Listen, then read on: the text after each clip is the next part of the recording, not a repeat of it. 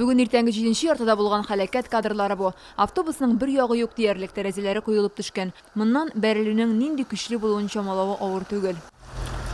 Бу Алабуга Гари Абалач трассасы. 21 кеше утырткан автобус чалудан Алабугага хәрәкәт итә. Завод хезмәткәрләрен эшкә йөрткән. Секунд эчендә Мерседес йөк машинасына килеп бәрелгән. 1 декабря в 6 часов 30 минут. Бүген 1 декабрьдә иртәнге 7-нче яртыда Алабуга Гари Абалач юлында вахта автобусы йөртүчесе идарәне югалта һәм юл читендә калдырылган Мерседес йөк машинасына бәрелә.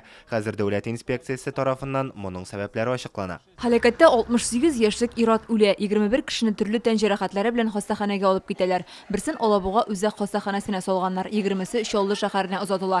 Алар арасыннан 75 яшьлек автобус йөртүчесе авыр хәлдә. 2 кешенең хәле уртача авырлыкта дип бәяләнә. Табиблар хәзер аларның гомерен саклап калу өчен көрәшә. Привлечены специалисты из других учреждений. Хәлакәттә зыян күргәннәр өчен төрле учреждениелардан белгечләрне чакырттык. Офтальмологлар, хирурглар, алар барысы да хәзер БСМПда тиешле медицина ярдәме күрсәтелә.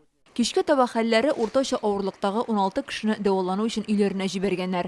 Россия тикшерү комитеты башлыгы Александр Бастрыкин кеше үлеменә китергән юл хәлакәтенең барлык сәбәпләрен ачыкларга кушты. Куркынычсызлык таләпләренә җавап бирми торган хезмәт күрсәтү һәм юл хәрәкәте кагыйдәләрен бозу 2 мадда буенча җинаять эше ачылган. В настоящее время следователи проводят. Хәзер тикшерүчеләр хәлакәт килеп чыккан урынны өйрәнә, хәлнең барлык сәбәпләрен ачыклау өчен өстәмә тикшерүләр уздырыла. Фаҗига булган урынга Алабуга прокуроры Рөстәм Шәрәфетдинов килде. Татарстан прокуратурасы хәлакәтнең сәбәпләрен тикшерә.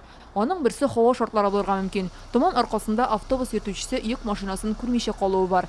Хәзер транспортын юл читенә туктатучы парковка таләпләрен бозмаганмы, шуны да өйрәнәләр. По предварительным данным, грузовой автомобиль Мерседес стоял. Кайбер мәгълүматлар буенча юл читендә туктаган Мерседес машинасының фарлары сүндерелгән була. Транспортның бер өлеше юлга ук чыгып торган. Шәһәр прокуратурасы кешеләр ташыганда куркынычсызлык кагыйдәләре ничек үтәлүен тикшерүне оештырды.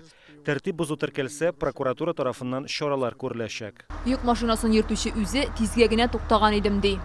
Остановился посмотреть заезд по навигатору. И все.